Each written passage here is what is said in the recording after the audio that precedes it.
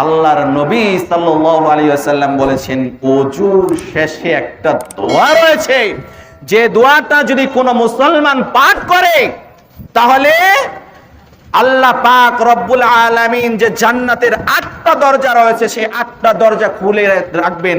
সে ওযুর শেষে ওই দোয়া পাঠকারী যে দরজা দিয়ে প্রবেশ করতে চায় প্রবেশ করতে পারবে। সুবহানাল্লাহ।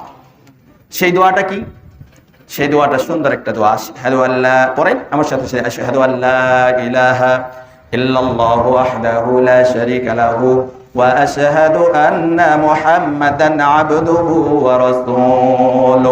আবু দাউদ শরীফ আরেকটু বেশি আছে, আল্লাহুম্মা জাআলনি মিনাত তাওয়াবিন ওয়াজআলনি মিনাল মুতাতাহহিরিন। এই দোয়াটা ওযুর শেষে যে পাঠ করবে তাহলে আল্লাহর নবী সাল্লাল্লাহু আলাইহি সাল্লাম বলেন জান্নাতের 8টা দরজা খোলা থাকবে, যে এই দোয়াটা পাঠ করবে সে 8টা দরজা যে কোনোটা দিয়ে প্রবেশ করতে পারবে। সুবহানাল্লাহ।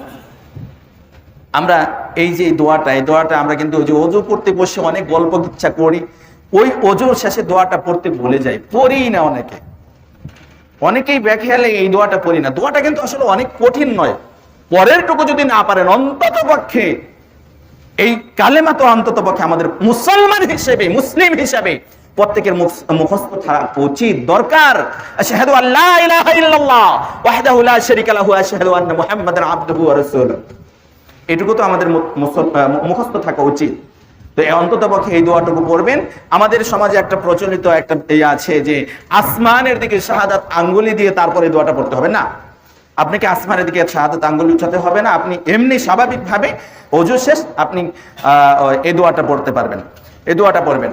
তো এটা হচ্ছে ওযুর বিধান, ওযুর শেষের দোয়া। ওযুর শেষে দোয়া করলে তার ফজিলত।